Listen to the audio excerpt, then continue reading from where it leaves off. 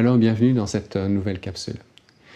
Il y a des rencontres professionnelles qui sont vraiment extraordinaires, qui sont très touchantes, en fait, parce que bien au-delà des intérêts que deux personnes peuvent avoir et d'un secteur d'activité qui peut être proche l'un de l'autre, c'est au-delà, c'est la personne qui est rencontrée, c'est la manière dont les personnes se mettent éventuellement à collaborer ensemble, un peu comme une danse qui va se mettre en place. Et puis un petit peu, je vous partage une partenaire, entre guillemets, je pourrais dire une partenaire de danse, même si on n'a jamais dansé ensemble, mais ça explique peut-être un petit peu l'impression que j'ai, en fait, quand j'ai l'occasion, justement, de rencontrer Caroline Coiré. Bonjour Caroline. Bonjour Joël.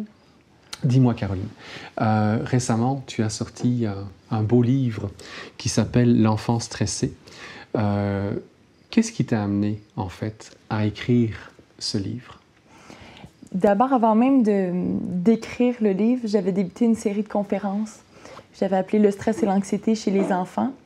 Puis, parce que j'adore transmettre mes connaissances, je pense qu'il y a une belle réceptivité des parents et des intervenants aussi qui manquaient d'outils pour accompagner le jeune. Donc, je me suis dit, je vais mettre sur pied une conférence.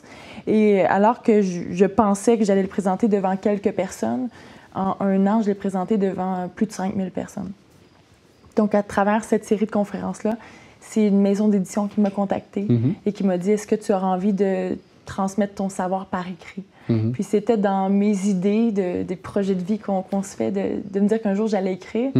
Puis ça faisait sens dans le parcours. J'étais enceinte de Jade, ma deuxième fille. Et je me disais, je vais prendre le congé maternité pour... Je pensais que c'était une bonne occasion d'écrire. Ça a été une bonne occasion, mais... On a une invitée surprise. Elle joue à nous. Donc, j'ai pris le congé maternité pour écrire le livre sur le stress et l'anxiété chez les enfants. Puis, c'est ça, c'est dans l'idée, je crois, d'expliquer que tellement de comportements d'enfants qu'on interprète comme dérangeants ou qu'on essaie de distraire l'enfant de ça, de l'écarter de certains comportements. Je pense que si on arrive à mieux les comprendre, puis comprendre que ça fait partie de l'enfant, que le stress est beaucoup plus présent qu'on le pense, on va mieux comprendre l'enfant, on va mieux répondre à ses besoins, puis et l'adulte et l'enfant vont en tirer profit. Donc, c'est un peu l'idée que j'avais quand j'ai débuté l'écriture de ces livres-là. Et dis-moi, avant de démarrer le cycle de conférences que tu as donné, qu'est-ce que tu avais fait en fait comme étude? Tu es psychologue? Non, je suis intervenante psychosociale. Donc, j'ai fait un baccalauréat par association de programmes. OK. Je dis toujours que j'ai un peu tricoté mon parcours, puis... Je suis très à l'aise avec ça. Hein? Oui, ça me va aussi. Et au fil du temps, j'ai appris à être à l'aise, ceci dit, parce que je sais que des fois, de ne pas faire partie d'un ordre ou de ne pas... ça questionne, est-ce que je sais ce que je dis? Est-ce que ça fait du sens? Et je pense que mon parcours est très, très riche au sens où j'avais débuté, en fait, un baccalauréat en psychologie qui ne me convenait pas, où je devais vivre une expérience pour apprendre ce qui m'était transmis. Puis, dans la première année, ça ne me convenait pas. Donc, j'ai transformé en mineur psychologie et sociologie. Ensuite, j'ai fait un certificat en intervention auprès des jeunes, puis un autre en santé mentale. Et au travers de ça, j'ai travaillé comme intervenante dans différentes ressources, des organismes communautaires auprès des jeunes qui ont un trouble de santé mentale, déficience intellectuelle, des jeunes de la rue. J'ai travaillé dans un organisme pour la prévention du suicide, où j'étais répondante au téléphone. Donc, j'ai toujours baigné dans l'intervention pendant que j'étais à l'école. Donc, ça a tellement nourri mes connaissances et j'apprenais et je mettais en pratique. Et dans la formation, quand on n'est pas dans un cadre, qu'on ne fait pas le baccalauréat, mais on étudie avec d'autres professionnels qui sont déjà sur le marché du travail. On est directement nourri de leur expérience. Donc, je pense que c'était une grande chance de faire ce parcours-là. Et au travers de ce parcours-là, j'ai eu la grande chance de rencontrer des professionnels qui ont cru en moi, puis qui m'ont aidé à cheminer, qui m'ont aidé à faire plein d'apprentissages, qui ont tout développé, en fait, et la personne et l'intervenante que je suis. Et en fait, le fait de travailler en institution, au départ, si je comprends bien, c'est plus des adultes avec lesquels tu as travaillé. Qu'est-ce qui t'a amené progressivement vers l'enfant? En fait, ma première expérience a été en prévention du suicide. Donc, c'était, oui, exclusivement des adultes avec lesquels je travaillais. Mais j'ai eu une expérience avec un jeune au téléphone. Puis je me suis dit, j'ai commencé mon premier questionnement à... Je pense que la souffrance vient toujours plus loin. C'est pas un adulte qui se réveille à 35 ans et qui tout à coup est souffrant. Ça peut arriver, là, mais je pense que ça vient toujours de plus profond. Oui, de plus profond. Puis là, j'ai commencé à m'intéresser à l'enfant et je commençais à travailler à ce moment-là auprès des jeunes de la rue. Et en même temps à l'Institut Philippe Pinel de Montréal. Donc là, j'avais les deux façons d'intervenir différents, où on est dans un cadre médical et dans un cadre de prévention des risques ou de diminution des risques. On est directement avec des jeunes adolescents qui sont itinérants ou qui sont, avec l'accord des parents, peuvent ne plus habiter à la maison. Est-ce que c'est ce qu'on appelle le travail de rue? Non, moi, je n'étais pas travailleuse de rue. Moi, je travaillais dans la ressource qui accueillait ces jeunes-là. Okay. Donc, les jeunes ne dormaient pas. Là, ils fréquentaient la ressource, ils pouvaient venir manger, ils pouvaient venir se reposer. Ils pouvaient dormir 2 nuits par semaine à cet endroit-là. Donc, le travailleur de rue, c'est celui qui va aller dans la rue directement rejoindre les personnes. Moi, les jeunes se déplaçaient à la ressource pour venir à notre rencontre. Donc, ça a été ma première expérience auprès des jeunes. Puis, c'est une clientèle avec laquelle j'ai accroché. Parce que c'est ça, j'ai une disponibilité peut-être à travailler avec eux. Je me sens à l'aise avec les enfants, les adolescents. Puis je pense que si on nourrit cette partie-là de leur vie, qu'on les aide à comprendre, à développer leurs ressources, bien, ça va faire un adulte beaucoup plus assumé, beaucoup plus complet, beaucoup plus heureux, oui. Qu'est-ce qui, selon toi, fait en sorte qu'aujourd'hui, il y a autant de détresse chez les jeunes que toi tu peux voir dans ton bureau ou que moi je peux voir? Je pense qu'on a eu le défi d'apprendre à s'écouter, à reconnaître ce que l'on vit, à prendre du temps pour prendre soin de soi, ce qu'on ne fait pas assez. Donc, quand l'enfant nous partage de toutes les façons qu'il peut, parfois de façon maladroite, ses émotions, ses inquiétudes, ses questionnements, on n'est pas disponible pour le recevoir. Donc, on le distrait, on le chicane, on le punit, ou on lui demande de faire autre chose, de nous le dire d'une façon plus adéquate, alors que c'est sa seule façon de nous le dire. Donc, on crée par la bande la détresse en n'accueillant pas l'émotion qu'il nous partage.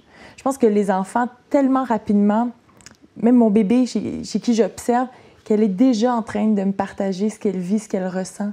Donc, si dès les premiers moments, on peut accueillir ces émotions-là, puis les aider à prendre conscience de ce qu'ils ressentent, il y aura bien moins de détresse éventuellement, parce que l'enfant va développer ses ressources, puis éventuellement va être capable de nous l'exprimer de façon plus adéquate. Donc, on va être plus à l'aise dans les échanges, peut-être. Mais je crois que c'est l'adulte qui manque de temps, manque de disponibilité, manque de capacité à se regarder puis à s'arrêter. Est-ce que tu as l'impression qu'on met trop les enfants dans de la ouate pour l'instant? Dans de la ouate? Oui, dans trop de coussins autour de lui. C'est une réflexion qu'une personne faisait hier sur mon compte Facebook, parce que je faisais une réflexion par rapport à la nécessité d'être bienveillant envers les enfants.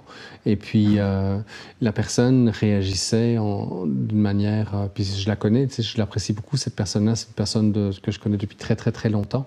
Mais c'est comme s'il y a un clash, en fait, entre l'idée qu'on doit accueillir l'enfant et qu'on doit faire en sorte d'essayer de diminuer le plus possible le nombre de stresseurs dans sa vie, avec l'idée que s'il n'y a pas de difficulté dans la vie, il ne se développera pas.